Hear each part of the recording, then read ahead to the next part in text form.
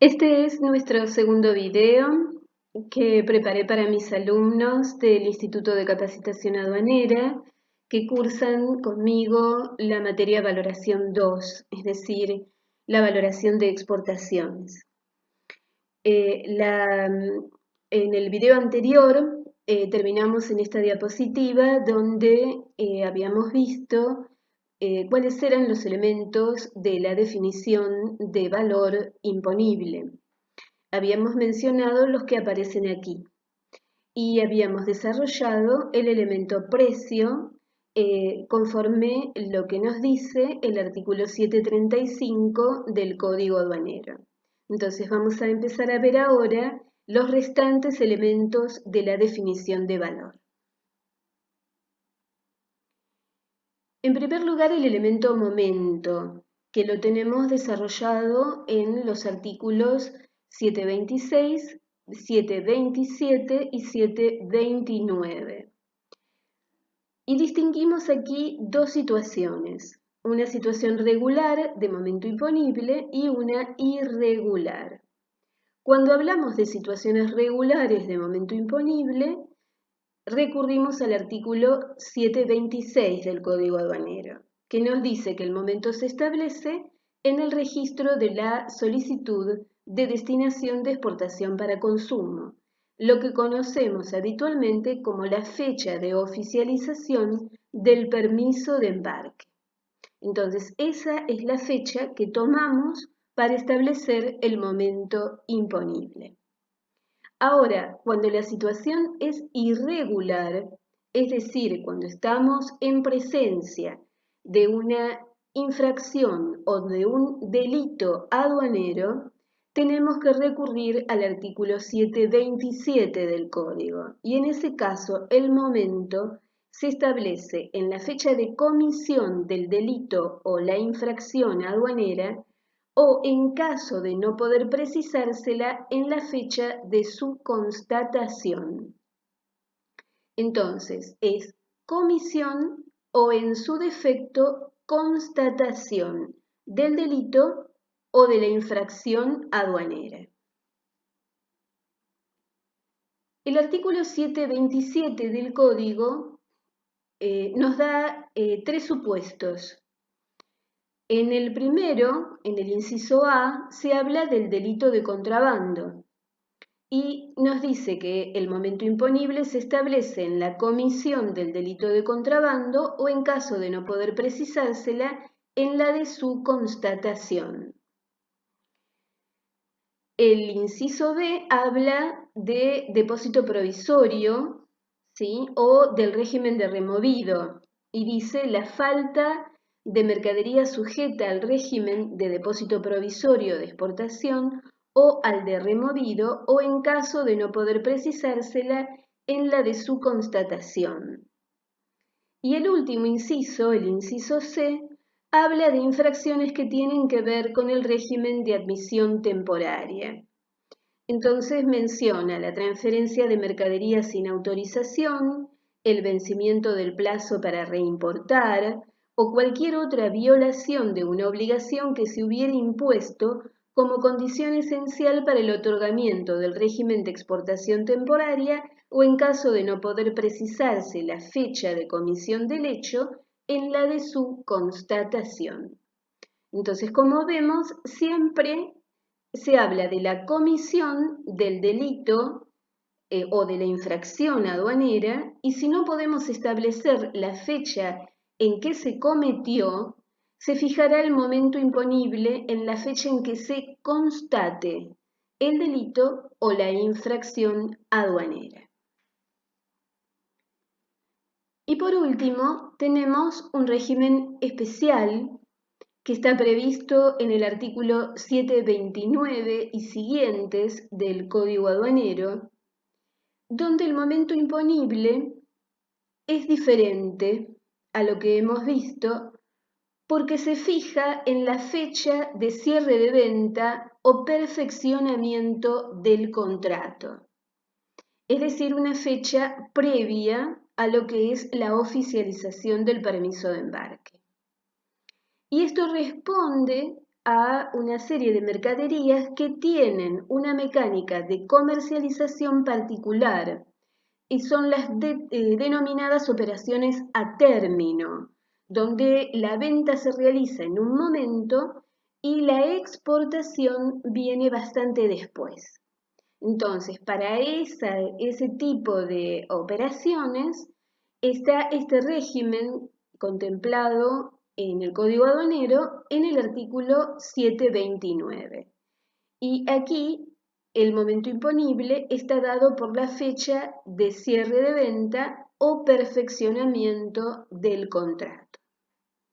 Ahora bien, ¿por qué es tan importante establecer correctamente el momento imponible? Y esto lo vamos a encontrar en el artículo 728 del Código, que nos dice que a esa fecha se fijan estos elementos que se mencionan aquí: el régimen tributario, la alícuota, la base imponible y el tipo de cambio. Todos estos elementos se fijan a esa fecha que nosotros definimos como momento imponible.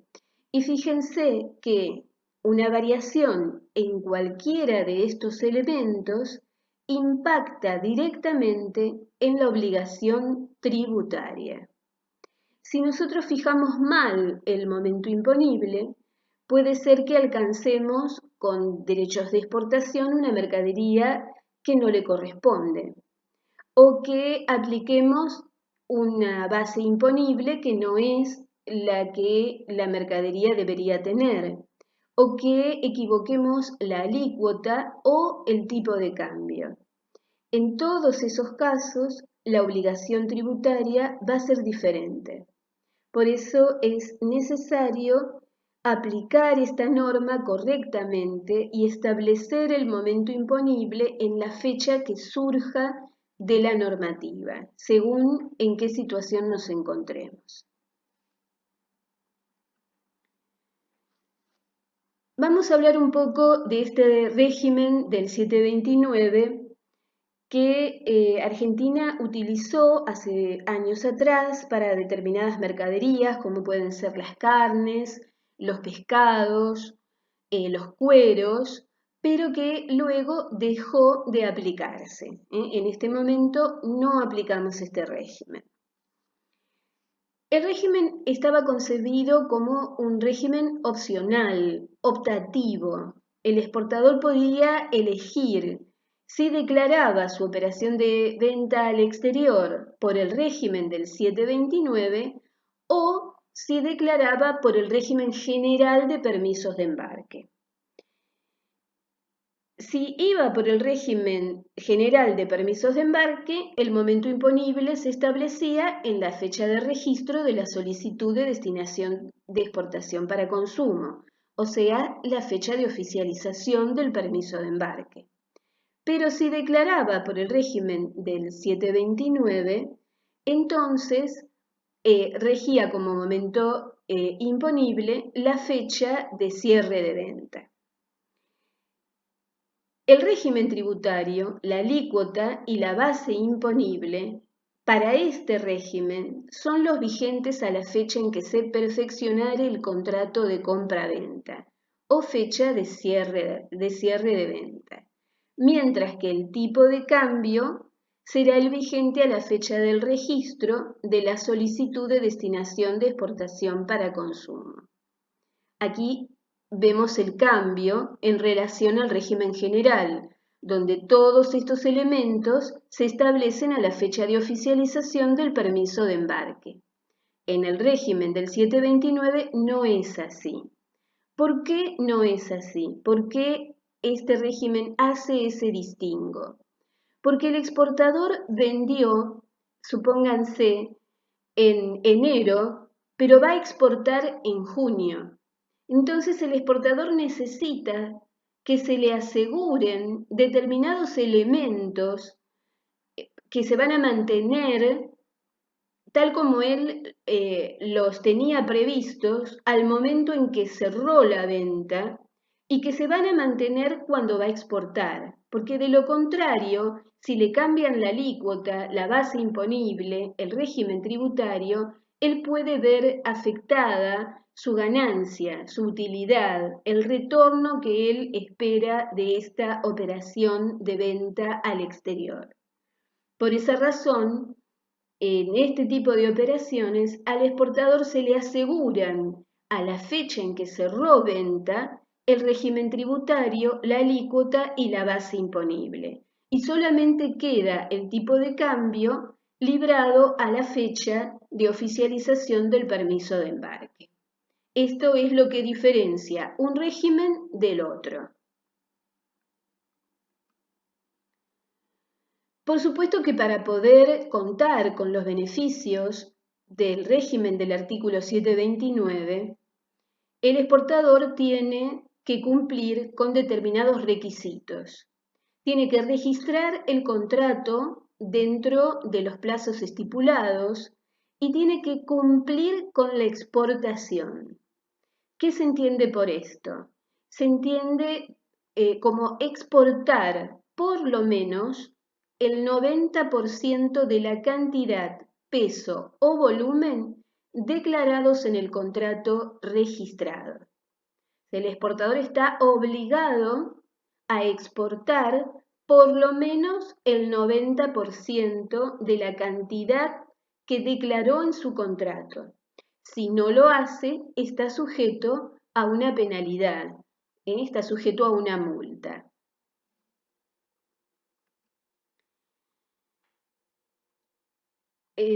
También puede suceder que el exportador se haya visto afectado por cuestiones que son ajenas a su dominio. Por ejemplo, una razón de fuerza mayor o de caso fortuito. Entonces, la norma nos dice, si el exportador acredita fehacientemente que no ha podido exportar en los plazos, formas y condiciones determinadas por razones de caso fortuito o fuerza mayor, se podrá prorrogar el plazo o exceptuarlo de dicha obligación de exportación. Recordemos que él está obligado a exportar el 90% de lo que declaró en su contrato, pero si él puede aducir una razón de caso fortuito o fuerza mayor, estaría en condiciones o bien de pedir una prórroga para poder cumplir con la exportación o solicitar que se lo exceptúe de esa obligación de exportar. Para hacer uso del régimen, el exportador deberá garantizar el importe de las sanciones a que se refiere el artículo 969, que consisten en una multa del 10 al 20% del valor en aduana de la cantidad, peso o volumen de la mercadería no exportada. Pasamos al elemento lugar. Este elemento lugar está desarrollado en el artículo 736 del Código Aduanero, que nos dice hasta qué punto o lugar se van a incluir gastos en el valor imponible. Entonces dice que se van a contemplar la inclusión de gastos hasta el puerto, el aeropuerto o el lugar en el que la mercadería cargue con destino al exterior. Y para las operaciones que se realicen por ductos, determina el lugar en que se practicare la última medición de embarque para la mercadería que se exportare por oleoductos, gasoductos, poliductos o redes de tendido eléctrico. Bien, este elemento lugar tiene incidencia, por ejemplo, cuando analizamos el flete interno o cuando analizamos los gastos que corren por cuenta del exportador, pero que responden a actividades o servicios que el exportador presta en destino. Si hablamos del flete interno, aquí tenemos que tener en cuenta que la norma nos habla de un punto donde la mercadería se cargue con destino al exterior. Es muy común que nos encontremos hoy día con fletes multimodales, es decir, la carga se realiza en un medio que realiza un trayecto y luego transborda a otro medio. Esa operación de transbordo incide en la consideración del flete como interno o internacional. Veamos un ejemplo. Supongan que estamos frente a una operación de exportación donde la venta se hizo FCA Córdoba. La mercadería carga en un camión y el camión viene hacia Buenos Aires, al aeropuerto de Ezeiza, y transborda a un avión. Y el avión es el medio que va a llevar la mercadería al exterior.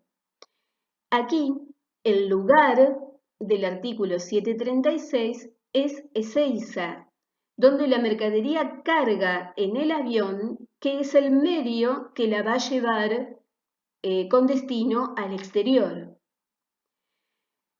Lo mismo pasaría si les digo cargamos mercadería en Necochea en ferrocarril.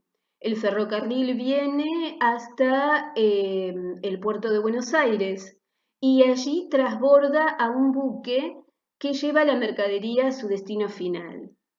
El lugar del 736 es el puerto de Buenos Aires, donde es el buque el medio que lleva la mercadería con destino al exterior. Esto pasa también en una condición de venta FOB, porque muchas veces ese FOB comercial no coincide con el FOB en el lugar del artículo 736. Supongamos, por ejemplo, una mercadería que carga en el puerto de Rosario en barcazas y que viene por el río hasta el puerto de Buenos Aires para luego transbordar a un buque que la va a llevar a su destino final en el exterior. Nuevamente, el lugar del 736 es Buenos Aires, porque el medio que lleva la mercadería al exterior es el buque. Aquí se suceden una serie de gastos que vamos a tener que añadir para armar el FOB en el lugar del artículo 736. Entonces, esos gastos son los que la resolución 2391 denomina gastos anteriores al artículo 736. Y ahí pueden aparecer entre esos gastos un flete interno. Por eso es como vemos cómo se aplica este elemento lugar respecto de la consideración de los fletes.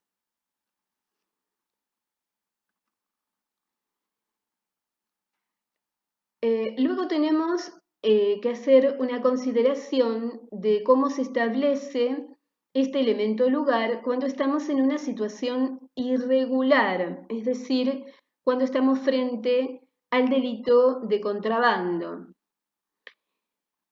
Y la norma nos dice que vamos a tomar el lugar, dice así, la aduana de frontera en cuya jurisdicción se hubiera cometido el mismo. O sea, nuevamente volvemos a comisión o en su defecto constatación.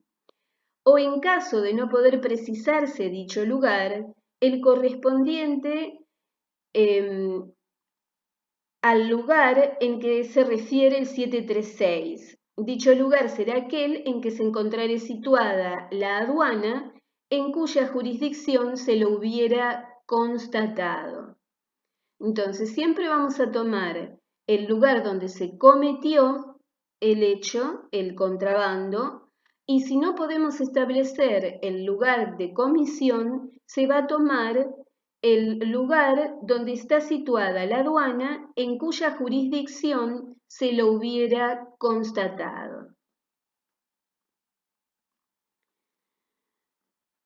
Por último, en relación al lugar, vamos a hacer una referencia a aquellos servicios que pueden estar incorporados en el precio porque están a cargo del exportador, porque el exportador los presta en destino. Supónganse, por ejemplo, que estamos hablando de una maquinaria que por su tamaño tiene que viajar desarmada en partes y que cuando llega a destino el exportador envía a un ingeniero y a un técnico y que estas personas se van a ocupar de armar la maquinaria, de montarla, de calibrarla, de someterla a pruebas, a ensayos, para ver que funcione correctamente, que además se van a ocupar de capacitar, de entrenar al personal que va a utilizar la maquinaria para que la puedan usar en todas sus funcionalidades, que también se van a ocupar de brindar un servicio de asistencia técnica durante los primeros meses en que se utilice la máquina, que tendrán prevista también una garantía y la provisión de piezas y repuestos durante un plazo determinado, ¿sí? Harán también el mantenimiento de ese equipo. Todos estos servicios los presta el exportador, pero los presta en destino, es decir, en un lugar que es posterior al lugar que define el artículo 736. Por ende, si estos gastos están comprendidos en el precio, no van a integrar el valor imponible y van a generar ajustes a deducir. Tal sería el caso de los gastos de construcción, armado, montaje, calibración y ensayos, asistencia técnica, entrenamiento del personal, servicios vinculados a la postventa, gastos de mantenimiento, entre otros gastos posibles. En cuanto al elemento cantidad, tenemos que tener en cuenta lo normado en el artículo 740 del Código y en el artículo 90 del Decreto 1001 del 82 reglamentario del Código Aduanero. El artículo 740 nos dice que el valor imponible se determinará suponiendo que la venta se limita a la cantidad a valorar. Pero el artículo 90 del Decreto 1001 nos hace referencia a aquellos envíos sucesivos, escalonados o fraccionados, que responden a una misma venta. Es decir, supongamos, por ejemplo, que yo tengo un contrato de venta al exterior por 100.000 unidades, donde voy a realizar 10 exportaciones de 10.000 unidades cada una. Entonces, ¿cómo analizo la cantidad allí y los descuentos que se pueden dar en función de la cantidad vendida? Porque no olvidemos que tenemos un contrato por 100.000 unidades y que el precio está fijado en función de esa cantidad, de las 100.000. Pero nosotros vamos a analizar cada permiso de embarque en forma separada. Y la norma dice, tengo que tener en cuenta que la venta se limita a la cantidad a valorar. Entonces, aquí tenemos una explicación en el artículo 90 que nos dice cómo hacemos para analizar esos descuentos que se brindan en función de la cantidad cuando estamos en envíos sucesivos, escalonados o fraccionados. Y dice, se admitirán descuentos por cantidad si los envíos corresponden a una misma venta, El precio unitario final resulta normal en operaciones de comercio usuales. Existe compromiso en firme de exportar la mercadería dentro de los 6 meses de cumplido el primer embarque. Entonces, en principio el exportador debería demostrar que esos envíos responden a una misma venta. Esto lo puede hacer con un contrato, si es que ha suscrito un contrato, una orden de compra, una nota de pedido o la documentación bancaria que justifique que efectivamente son embarques parciales, pero que responden todos ellos a una misma transacción comercial. Luego que el precio unitario, es decir, aquel deducido el descuento por cantidad, sigue siendo, aún después del descuento, un valor aceptable para la mercadería. Es decir, que no se nos vaya bajo la forma de descuento de cantidad, lo que en realidad es precio. Y por último, que el exportador asuma el compromiso de concretar el contrato, porque el descuento está en función de la cantidad que figura en el contrato. Entonces, evidentemente, debe asumir el compromiso de exportar las 100.000 unidades, porque eso es lo que justifica ese nivel de descuento. De lo contrario, si el exportador no cumple con ese contrato, por las razones que fuere, entonces ya el servicio aduanero no va a tomar el descuento como fue pactado, sino que va a tener que prorratearlo en función de la cantidad que efectivamente se exportó. Otro elemento a tener en cuenta es el nivel comercial. Esto lo tenemos desarrollado en el artículo 741 del Código Aduanero, que dice que el valor imponible se determinará tomando en consideración el nivel que correspondiere a la transacción que da lugar a la exportación sobre la base de operaciones de comercio usuales. Estamos hablando de la transacción que da lugar a la exportación. Aquí nos referimos al nivel comercial que tiene el exportador, que puede ser fabricante o revendedor, y el nivel comercial que tiene el comprador, porque no es lo mismo venderle a un usuario final del producto que venderle a un gran distribuidor, a un minorista o a un mayorista.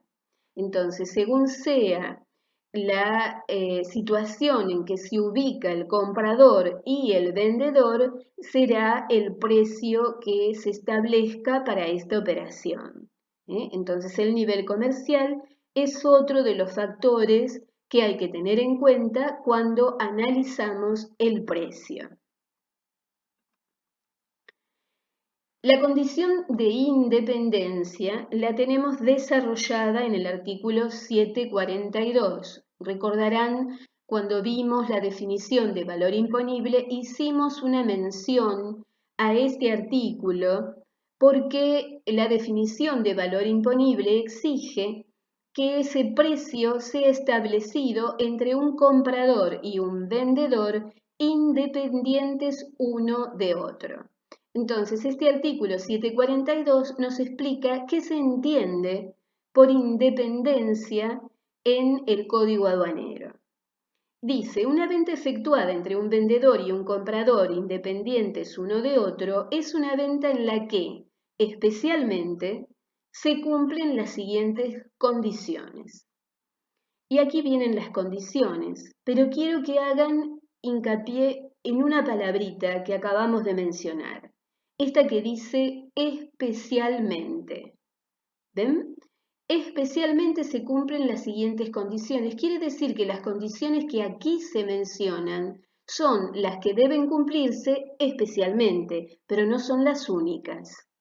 Bien, entonces aquí tenemos las que especialmente deberán cumplirse, sin perjuicio de que el servicio aduanero pueda exigir que se cumplan otras que aquí no se mencionan. El pago del precio constituye la única prestación efectiva del comprador. Esto me está diciendo que no deben existir otros pagos del comprador hacia el vendedor, además del precio. El precio no está influido por relaciones comerciales, financieras o de otra clase, sean o no contractuales, sean directas o indirectas. Quiere decir entonces que aquí no debe haber incidencia de las relaciones que pudieran existir entre el comprador y el vendedor en el precio. Y fíjense que habla de una relación comercial, de una relación financiera o de otra clase, como por ejemplo podría ser una relación familiar, que el exportador sea el padre y que el comprador sea el hijo, por ejemplo. Me dice que esas relaciones pueden o no ser contractuales y que pueden ser directas o indirectas, es decir, entre el comprador y el vendedor, o entre un vinculado al comprador y el vendedor, o entre un vinculado al vendedor y el comprador. Bien, relaciones directas o indirectas, comerciales, financieras o de otra clase, contractuales o no. Esas relaciones no deben producir incidencia en el precio. Y por último dice que no deben existir reversiones de parte alguna del producto de las reventas. Esto de la reversión de parte alguna del producto de las reventas tiene lugar cuando el exportador vende la mercadería al exterior a un precio determinado, pero conviene con su comprador que cuando él la revenda en el mercado interno de su país, una parte del producido de la reventa, es decir, una parte de esas utilidades, le vuelve al exportador argentino para completar el precio. Entonces aquí dice, para que haya independencia no debe haber reversiones. Si el precio declarado por el exportador cumple, entre otros requisitos, con la condición de independencia, se aceptará como valor imponible. En caso contrario, será preciso un análisis adicional tendiente a definir un ajuste a la base o un cambio de base. Cuando nos referimos a la base, nos estamos refiriendo a la base de valoración, al método de valoración. Si ajustamos el precio realmente pagado o por pagar, o bien utilizamos otra base y ya descartamos el precio. Un ajuste a la base que permita repercutir otras prestaciones que el comprador realice en beneficio del vendedor, además del precio convenido, la incidencia de la vinculación en el precio, la incidencia de las reversiones. Es decir, estaríamos aquí realizando ajustes a incluir a ese precio realmente pagado por pagar para tener en cuenta otros pagos que el comprador realice en beneficio del vendedor. Por ejemplo, el pago de un derecho de licencia, de un canon, de una marca, de un derecho de distribución, un derecho de autor, ¿bien? Otros pagos que se realicen además del precio. La incidencia de la vinculación o las reversiones. También tendríamos la posibilidad de regularizar el precio que no cumple con esa condición de independencia mediante un ajuste e incluir que nos permite incorporar las reversiones en el valor imponible. Y de lo contrario se haría un cambio de base mediante la aplicación de bases supletorias de valoración. El cambio de base tiene lugar cuando no disponemos de información suficiente o no podemos dar fe de la información con la que contamos. Entonces, en ese caso, el precio se descarta y se pasa a valorar por otros métodos de valoración que están contenidos en el artículo 748 del Código Aduanero. Para analizar la vinculación, el tratamiento y la incidencia que tiene la vinculación en el precio, recurrimos a los artículos 746 y 747 del Código Aduanero. Y van a ver que es algo muy similar a lo que estudiaron en importación cuando analizaron la vinculación de acuerdo al acuerdo del GATT.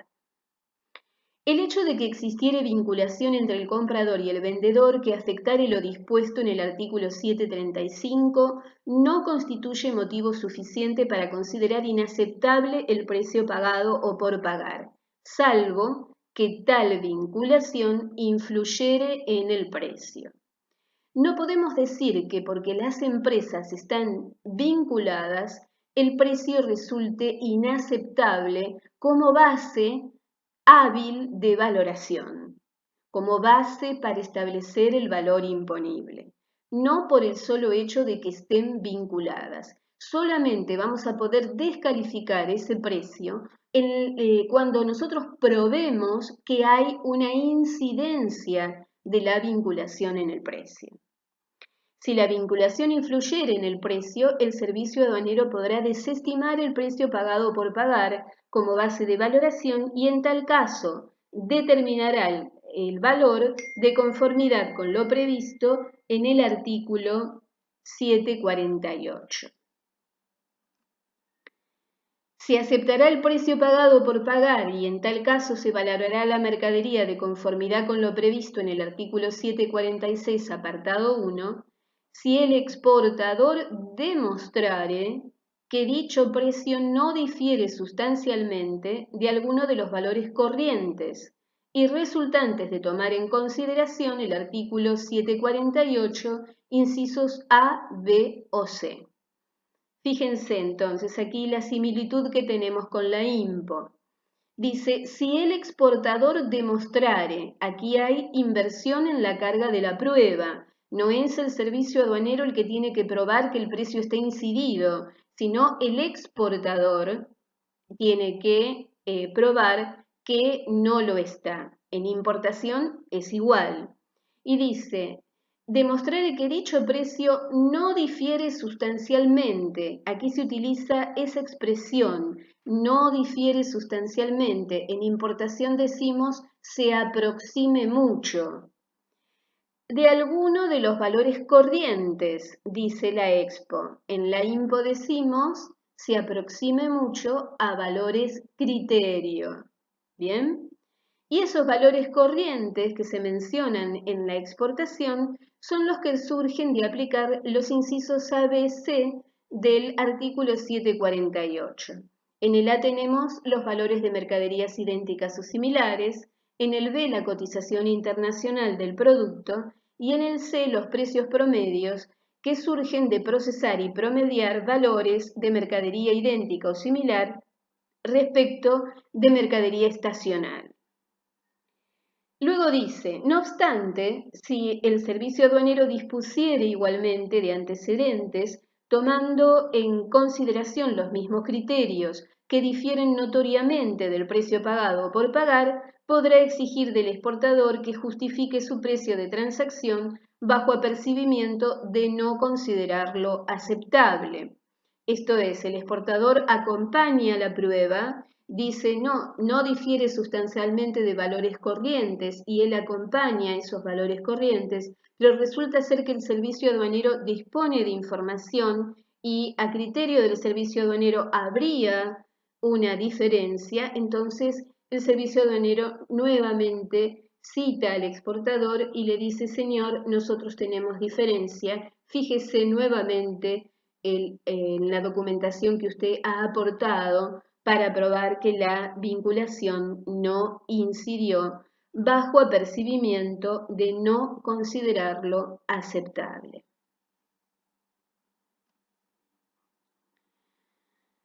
Pasamos ahora al artículo 743 del Código, que nos habla de los bienes intangibles. Nos habla de cómo determinar el valor o cómo considerar estos elementos de naturaleza intangible en el valor imponible. Y este artículo 743 dice que el valor imponible comprende el valor del derecho de utilizar la patente, el dibujo o el modelo o la marca de fábrica o de comercio cuando la mercadería a valorar y nos da tres supuestos que sintetizan todos los casos que se nos pueden presentar con estos bienes. Dice, hubiera sido fabricada con arreglo a una patente de invención, a un dibujo o a un modelo protegido.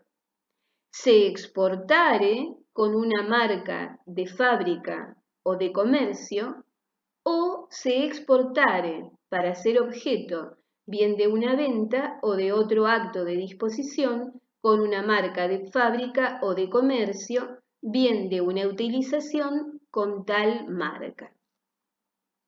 Entonces, cuando aparecen en la transacción comercial estos bienes intangibles que generan un derecho por parte del exportador, porque él es titular, marcario o titular de esa patente y percibe un derecho por uso de la marca, por uso de ese bien o modelo que está protegido, esto forma parte del valor imponible. Si ya está incluido en el precio, no va a generar ajuste, pero si no lo está, va a generar un ajuste a incluir, porque, como dice este artículo, integran el valor imponible. Bueno, para terminar vamos a ver la condición de contado, de la cual ya habíamos hecho mención cuando analizamos el elemento precio con el artículo 735. Dijimos que el valor imponible es el resultado de una operación en condiciones de contado. Por ende, no incluirá intereses por financiación al exterior y tampoco serán admisibles los descuentos por pago anticipado. Los intereses por financiación al exterior, si están incorporados en el precio, nos van a generar un ajuste a deducir, ¿bien? Porque afectarían la condición de contado. En cambio, si hablamos de un descuento por pago anticipado que ya está restado del precio, para ajustarlo vamos a hacer la operación contraria. El descuento que no es admisible genera un ajuste a incluir. ¿Bien? Ahora imaginen que esto es un eje de tiempo. ¿Bien? Donde planteamos un momento cero, que sería el momento de venta al contado. Bueno, en este caso, si nosotros tenemos un precio de venta de 100, que consideramos es un precio de venta al contado, bueno, en ese caso, el valor imponible que tiene que reflejar el precio en condiciones de contado va a ser 100. Ahora, si nosotros entregamos la mercadería en el momento cero, pero vamos a percibir la operación 6 meses después, a los 180 días, es probable que a ese precio de venta al contado de 100 le sumemos un interés de 10, de manera tal que lo que vamos a percibir como precio total sea 110. ¿Cómo armamos el valor imponible? Bueno, a ese precio total de 110 le hacemos un ajuste a deducir de 10 por el interés que está incorporado, de manera tal que nuestro valor imponible sea 100, que el valor imponible refleje el precio en condiciones de contado. Ahora bien, ubíquense 30 días antes. Supongamos que nosotros vamos a entregar la mercadería en el momento cero, pero que percibimos la operación de exportación 30 días antes del libramiento. En ese caso, es muy probable que como nosotros nos estamos financiando con capital ajeno, porque cobramos de nuestro cliente del exterior la operación en forma anticipada, puede ser que le concedamos un descuento por pago anticipado. Entonces, nuestro precio de venta de 100 va a tener un descuento por pago anticipado de 10, es decir, que vamos a percibir un precio neto de 90. Para armar nuestro valor imponible, al precio neto de 90 le vamos a hacer un ajuste a incluir de 10 por ese descuento por pago anticipado que no es admisible, y vamos a arribar a un valor imponible de 100 para reflejar en el valor imponible el precio de venta al contado. Así es como funciona esta condición que exige también el artículo 735. El artículo 739 del Código Aduanero hace una enumeración no taxativa de aquellos gastos que especialmente se consideran incluidos en el valor imponible, ¿sí? Aquellos gastos que forman parte del valor imponible. Entonces, en primer lugar menciona el flete interno, del cual ya hemos hablado cuando vimos el artículo 736, las comisiones y los gastos de corretaje. Cuando el exportador gira al exterior, estas comisiones y gastos de corretaje se incorporan al valor imponible y por aplicación de la resolución 1920 del 93 ANA, de cuando éramos Administración Nacional de Aduanas, estas comisiones y gastos de corretaje se integran al valor FOB. Cuando ustedes arman el campo FOB total del documento único aduanero, deben incorporar las comisiones y gastos de corretaje que el exportador gira al exterior. Luego nos hablan de los gastos por documentación de exportación. Esto es toda la documentación que es necesaria gestionar para poder exportar. Los certificados, las intervenciones de terceros organismos, alguna documentación que sea requisito en el país de importación y que deba gestionarse aquí en Argentina. Bueno, todos esos costos integran el valor imponible.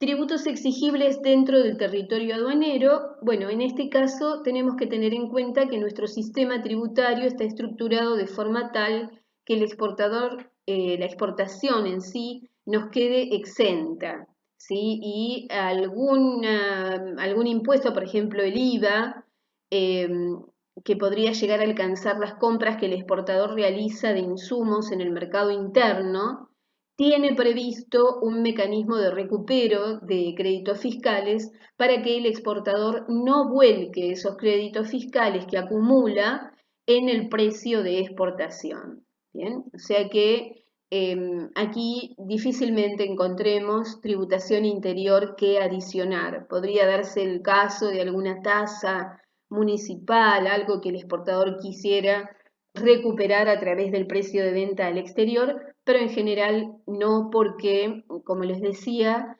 los tributos tienen a la exportación exenta. Envases y embalajes, aquí tenemos que hacer un distingo y tener en cuenta que solamente van a ir al valor imponible aquellos que forman un todo con la mercadería principal.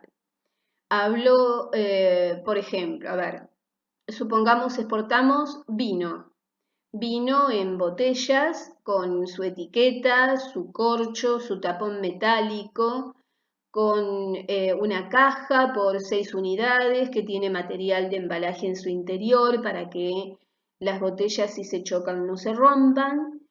Bueno, en este caso hablamos de envases y embalajes. Aquí forman un todo, de manera tal que al precio del vino va el valor de la caja, va el material de embalaje, la botella, la etiqueta, el corcho, el tapón metálico, todo se adiciona al valor del vino, porque se considera que forman un todo con la mercadería principal.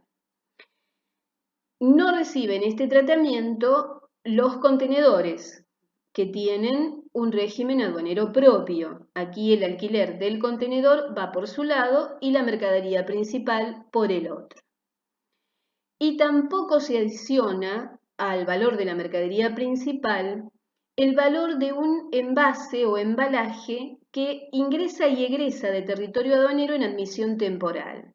Por ejemplo, los tambores de productos químicos o los tubos de gas, que como pueden ser utilizados más de una vez, ingresan y egresan de territorio aduanero en admisión temporal. En ese caso, La admisión temporal prevé que esta mercadería no esté alcanzada con tributación, por ende, el valor de esos envases o embalajes no se adiciona al valor de la mercadería principal, sino que cada uno va por separado. Y por último, los gastos de carga. Los gastos de carga se adicionan al valor imponible y aquí el artículo 739 hace una salvedad en cuanto a la estiba. Este artículo menciona que el gasto de estiba, si está separado del gasto de carga, no va a formar parte del valor imponible, pero si no se distingue, sí, quedaría involucrado dentro del gasto de carga.